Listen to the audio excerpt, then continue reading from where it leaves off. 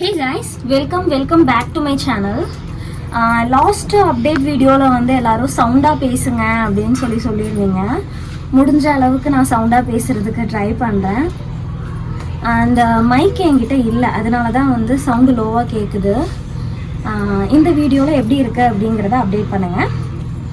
நம்மளோட சேனலை first time பார்க்குறீங்க அப்படின்னா மறக்காமல் சப்ஸ்கிரைப் பண்ணி வச்சுக்கோங்க. அப்போ தான் நான் போடுற அடுத்தடுத்த வீடியோ உங்களோட நோட்டிஃபிகேஷனுக்கு வரும். சரி, ஓகே. இன்றைக்கி என்ன டாபிக் அப்படிங்கிறத சொல்லிடுறேன். வாங்க வீடியோக்குள்ளே போகலாம். என்னோட ஃபஸ்ட்டு மந்த் ஜேர்னி எப்படி இருக்குன்னு கேட்குறீங்க. ஒரு சிலர் வந்து உங்களுக்கு இர்ரெகுலர் பீரியட்ஸா, அப்புறம் வந்து என்னென்ன சிம்டம்ஸ் எல்லாம் இருந்தது அப்படின்னு கொஸ்டின் கேட்டிருந்தவங்களுக்காக தான் இந்த வீடியோ. ஸ்டார்டிங் வந்து பார்த்தீங்க அப்படின்னா எனக்கு இர்ரெகுலர் பீரியட்ஸ் கிடையாது. ஸ்டார்டிங்கில் இருந்தே எனக்கு எல்லாமே நார்மலாக தான் இருந்தது. ஆஃப்டர் மேரேஜ்க்கு அப்புறம் கொஞ்சம் ஒரு சில டிஃப்ரெண்ட் இருந்தது. 3 மந்த்து வந்து பீரியட்ஸ் ஆகாமல் அடுத்த மந்த்து கன்ஃபார்ம் பண்ணிட்டேன். இதுதான் என்னோட இது. எக்ஸாம்பிள், பிப்ரவரியிலேருந்து மே வரைக்கும் பீரியட்ஸ் ஆகலை. மே 9 தான் நான் பீரியட்ஸ் ஆனது லாஸ்ட்டாக. அதுக்கப்புறம் நெக்ஸ்ட்டு ஜூன் மந்த்து கன்ஃபார்ம் பண்ணிட்டேன். அது அவ்வளோதான். அதுக்கப்புறமா வந்து எவ்வளோ டேஸில் வந்து கன்ஃபார்ம் பண்ணீங்க அப்படின்னு கேட்குறீங்க. 3 மாதம் பீரியட்ஸ் ஆகாதனால என்னோடய மைண்டு ஃபுல்லாக வந்து ரெகுலராக ஆகணும், அதுவும் நார்மல் ஆகணும் அப்படிங்கிற மைண்டில் தான் இருந்தது. கன்ஃபார்ம் ஆகும் அப்படிங்கிற மைண்டில் இல்லவே இல்லை. அந்த ஒரு ரீசன்னால் நான் வந்து குயிக்காகவே, அதாவது நெக்ஸ்ட் மந்த்து எனக்கு டேட் வந்து 9 டேட்டு, அந்த 9லேயே நான் ஆகணும் அப்படின்ற தாட்டில் நான் வெயிட் பண்ணிகிட்டு இருந்தேன். அதனால நான் வந்து செக்கப் பண்ணலான்னு சொல்லிட்டு 9லேருந்து ஒரு 5 டேஸ் வந்து எனக்கு மறுபடியும் தள்ளி போச்சு. ஒன்ஸ் செக்கப் பண்ணிவிட்டு அதுக்கப்புறம் எதாக இருந்தாலும் பார்த்துக்கலாம் அப்படின்னு சொல்லிட்டு கரெக்டாக 35 அந்த டேட்டில் வந்து நான் கிட்ட எடுத்து செக் பண்ணேன். அன்றைக்கி தான் வந்து எனக்கு கன்ஃபார்ம் ஆனது. 35லேயே நான் கன்ஃபார்ம் பண்ணிட்டேன். அதில் வந்து பார்த்தீங்க அப்படின்னா செக் பண்ணும்போது இது வந்து ஒரு டிப்ஸாக எடுத்துக்கலாம், இல்லைன்னா என்னோட ஒரு எக்ஸ்பீரியன்ஸாக கூட நான் சொல்கிறேன். இதை மார்னிங் நைட்டு படுக்கும்போது வந்து யூரின் போயிட்டு படுத்தது. அதுக்கப்புறம் காலையில் எழுந்திரிச்சு 5 o'clock டெஸ்ட் பண்ணது தான்.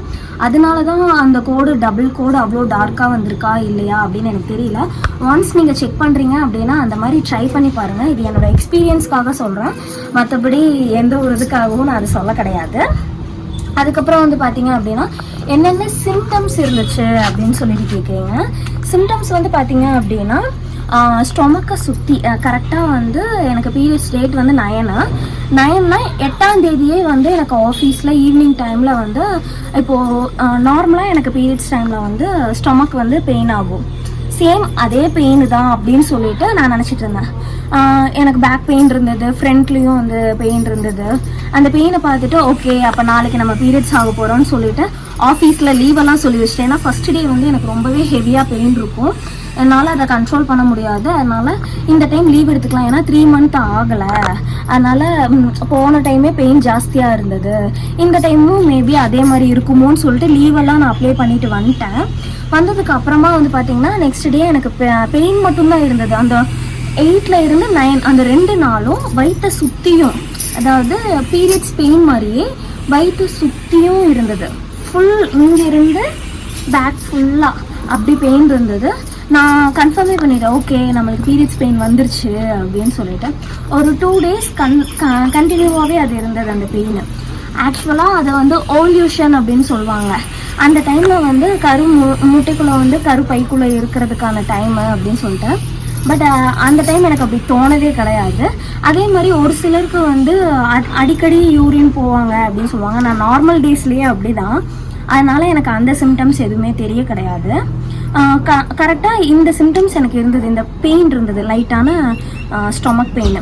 இதுக்கப்புறமா வந்து பார்த்தீங்க அப்படின்னா ஒரு 42 டேஸ் அப்படிங்கும்போது எனக்கு ஸ்மெல்லெல்லாம் ஹெவியாக ஆரம்பிச்சது. எனக்கு வாமிட்டிங் வந்து இப்போ வரைக்குமே அவ்வளோக்கா வரல. அந்த ஸ்மெல்லு வந்து பார்த்தீங்க அப்படின்னா நம்ம கிச்சனுக்குள்ளே, உண்மையாகவே கிச்சனுக்குள்ளே போக முடியாது. கிச்சனில் வந்து சோறு வடிக்கிற சவுண்டே நம்மளுக்கு சவுண்டுன்ற ஸ்மெல்லே வந்து ஒரு மாதிரி ஒமட்டிட்டு வர மாதிரி இருக்கும். தென் எங்கேயாவது பேட் ஸ்மெல் அடிச்சது அப்படின்னா அது நம்மளுக்கு வந்து ஹெவியாக அடிக்கிற மாதிரி இருக்கும். தண்ணி கூட குடிக்கணும்னு தோணாது, அந்த மாதிரிலாம் இருந்தது. அதுக்கப்புறம் நிறைய பேர் வந்து வெயிட் லாஸ் பண்ணிட்டீங்க அப்படின்னு சொல்லிட்டு கேட்குறீங்க. வெயிட் லாஸ்லாம் கிடையவே கிடையாது.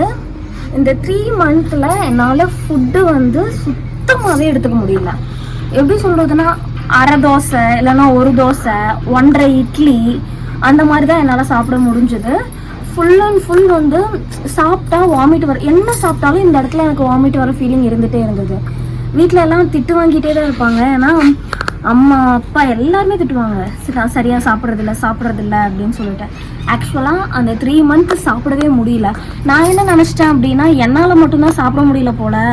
நார்மலாக இப்போது வீடியோஸ்லாம் பார்க்கும்போது ஃபஸ்ட்டு மந்த்தே நல்லா சாப்பிட்டுட்டு வீடியோ போடுறவங்களாம் நிறைய பேர் பார்த்தேன். அப்படி பார்க்கும்போது ஏன்டா நம்மளால மட்டும் சாப்பிடவே முடியல அப்படின்றது ஆக்சுவலாக எனக்கு இருக்கிற எக்ஸ்பீரியன்ஸை மட்டும்தான் சொல்கிறேன். ஃபஸ்ட்டு 3 மந்த்து என்னால் ஃபுட்டு எடுத்துக்கவே முடியல. எப்படி சொல்கிறதுனா, 47 டேஸ்லேருந்து எனக்கு வாமிட்டிங்க்கு அந்த ஒமட்டுற ஃபீலிங் வந்தது. ஆனால் நான் சாப்பிட்டதெல்லாம் வாமிட் எடுக்க மாட்டேன். சாப்பிட்டா தானே வாமிட் வரதுக்கே. நான் வந்து என்ன ஃபுட் எடுத்துக்கிட்டாலும் எனக்கு ஒமட்டும். நான் சாப்பிட்ருப்பேன், ஆனால் வாமிட் வந்தால் எனக்கு வந்து மஞ்சள் கலரில் பித்தவாந்தின்னு சொல்லுவாங்கள்ல, அந்த வாமிட் வரும். அப்படி இல்லைன்னா நான் சாப்பிட்ட ஃபுட்டில் வந்து உப்பு அதிகமாக இருந்தது அப்படின்னா அந்த உப்பு மட்டும் வெளியில் வரும்.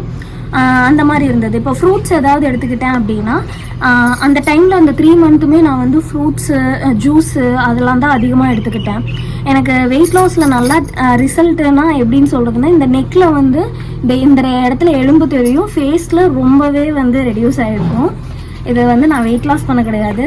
அந்த சாப்பாடு என்னால் சாப்பிட முடியாதனால ஆட்டோமேட்டிக்காகவே வந்து வெயிட் வந்து லோவாகிருக்கு. எவ்வளோ கேஜி வந்து 4 கேஜி வந்து இந்த 3 மந்த்தில் எனக்கு கம்மியாக இருக்குது. ஃபஸ்ட்டு மந்த்து நான் வந்து டெஸ்ட் எடுக்க போகும்போது எனக்கு வந்து 51 கேஜி இருந்தேன்.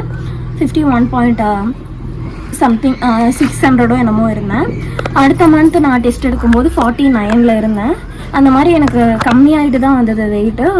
ஃபுட்டு வந்து நான் கொஞ்சம் இப்போது எடுக்க ஆரம்பிச்சிட்டான்னா 3 மாதம் முழுசாக கம்ப்ளீட் ஆகணும். அப்போ தான் வந்து உங்களால் ஃபுட்டு எடுத்துக்கிற ஸ்டேஜுக்கே நீங்கள் வருவீங்க. இந்த மாதிரிலாம் இருந்தது. இன்னும் நிறைய எக்ஸ்பீரியன்ஸ் இருக்குது.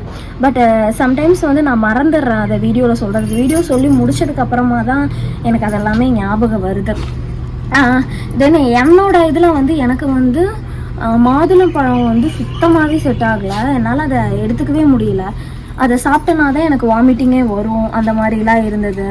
ஃபுல்லாகவே வந்து பாடி ஃபுல்லாக டயர்டாக இருந்தது. ஏன்னா நான் ஃபுட்டு கரெக்டாக எடுத்துக்காதனாலையா என்னன்னு தெரியல, எனக்கு வந்து செம்ம டயர்டாக இருக்கும். ட்ராவலிங்லேயே தான் நான் இருப்பேன். காலையிலையும் நான் ஒர்க்கு போவேன், சாயந்தரமும் அங்கேருந்து ரிட்டன் வீட்டுக்கு வருவேன். அதெல்லாமே அந்த வீடியோஸ்லாம் நான் இதில் ஆட் பண்ணுறேன்.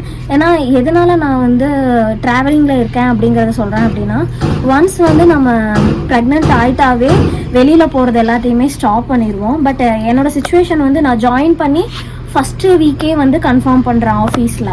அதனால நான் வந்து சரி இதை கண்டினியூ பண்ணலாம் அப்படின்னு சொல்லிட்டு கடவுள் மேலே ஒரு பாரத்தை போட்டுட்டு தான் நான் ஒர்க் போகவே கண்டினியூ பண்ணேன். ஓப்பனாக சொன்னால் டிப்ரெஷனாக இருக்குது அப்படின்னு சொல்லிட்டு தான் நான் ஒர்க்கே ஜாயின் பண்ண 1 வீக்லேயே வந்து நான் கன்ஃபார்மாக பண்ணிட்டேன். பட் சேஃபாக போகணும், சேஃபாக வரணும் அப்படிங்கிறது மட்டும்தான் என் மைண்டில் இருந்ததே தவிர்த்து நான் வந்து ஒர்க்கை வந்து குவிட் பண்ணணும் அப்படிங்கிறது வந்து எனக்கு இல்லவே கிடையாது. ஏன் அப்படின்னா, நான் பண்ணியிருக்கிறத வந்து லவ் அண்ட் அரேஞ்ச் மேரேஜ். ஒரு பிளான் பண்ணாமல் நடந்த ஒரு விஷயந்தான் இது. எக்ஸாம்பிளுக்கு ஃப்யூச்சரில் வந்து அம்மா அப்பா கைக்கோ இல்லை கண்ணா வீட்டு சைட்லேயோ எந்த ஒரு ஃபினான்ஷியல் சப்போர்ட்டும் நான் எதிர்பார்க்கக்கூடாது அப்படிங்கிறதுக்காக மட்டும்தான் இந்த ஒரு முடிவெடுத்து நான் ஸ்டேபிளாக அதில் வந்து இருக்கேன். பட் வீட்டில் வந்து ஒர்க்கு போகக்கூடாது அப்படின்னு தான் சொல்லிகிட்ருக்காங்க. பட் எனக்கு தோணுன விஷயம் இதுதான். இந்த ஒரு ரீசன்னால தான் நான் வந்து ஒர்க் போயிட்டுருக்கேன். என்னோடய பேபிக்கான செலவை நானே பார்த்துக்கணும் அப்படின்னு நான் நினச்சதில் ஏதாவது தப்பாக இருக்கா அப்படிங்கிறத சொல்லுங்கள். அப்பா கூட இந்த வண்டியில் தான் நான் போவேன். ரொம்பவே சேஃபாக தான் நான் போயிட்டுருக்கேன். வர்றதும் கண்ணா கூட தான் சேஃபாக வந்துட்டுருக்கேன். எனக்கு வந்து அந்த பயமே இல்லை. நான் பார்த்து போயிட்டு வர்றோம் அப்படிங்கிற இதை வந்து நானே ப்ரிப்பேர் பண்ணிவிட்டு காலையில் அப்பா கூட்டிகிட்டு போவாங்க, சாயந்தரம் வந்து கண்ணா பிக்கப் பண்ணிட்டு வருவாங்க. 3 மந்த்து முடிஞ்சது. அப்படியே இப்படி தான் ஃபுல்லாகவே ட்ராவலிங் வந்து எனக்கு செட் ஆச்சு. மற்றவங்களுக்குலாம் எப்படி செட் ஆகும்னு தெரியல. டாக்டர்கிட்ட வந்து நான் கன்சிடர் பண்ணலை, நான் போகலாமா வேண்டாமான்னு கேட்கவே இல்லை. ஃபுல் அண்ட் ஃபுல் என்னோடய முடிவில் தான் நான் அதை பண்ணேன். இப்போவுமே நான் வந்து ட்ராவலிங்கில் தான் இருக்கேன். பட் நான் சேஃபாக இருக்கேன். அந்த ஒரு இதனால நான் ஆஃபீஸ் போயிட்டு வந்துட்டு தான் இருக்கேன். வேறு ஏதாவது டவுட்ஸ் இருந்தது அப்படின்னா நீங்கள் கேளுங்க கீழே. நான் அதுக்கான ரிப்ளைவும் நான் பண்ணிகிட்ருக்கேன் எல்லாத்துக்குமே. ரொம்ப டீட்டெயில்ஸாக சொல்ல வேணும் அப்படின்னு நினைக்கிற விஷயத்த நான் வீடியோவில் கண்டிப்பாக அப்டேட் பண்ணுவேன். தென் நிறைய கொஸ்டின்ஸ் இன்னும் நீங்கள் கேட்டுட்ருக்கீங்க. அதுக்கெல்லாம் ரிப்பீட்டடாக வீடியோஸ் போடணும் அப்படின்னு சொல்லி தான் நினைக்கிறேன். என்னால் முடிஞ்ச அளவுக்கு சாட்டர்டே சண்டே இந்த 2 நாளில் மட்டும்தான் வீடியோஸ் அப்டேட் பண்ண முடியும். நீங்கள் ரெகுலராக போட சொல்கிறீங்க. ஒர்க்கை வந்து டிஸ்கண்டினியூ பண்ணிட்டேன் அப்படின்னா கண்டிப்பாக ரெகுலராக நான் போடுறதுக்கு வெயிட் பண்ணிகிட்ருக்கேன். ஓகே, இந்த வீடியோ உங்களுக்கு யூஸ்ஃபுல்லாக இருந்தது அப்படின்னா மறக்காமல் சப்ஸ்கிரைப் பண்ணிவிட்டு ஷேர் பண்ணுங்கள், லைக் பண்ணுங்கள். தேங்க்யூ, பாய்.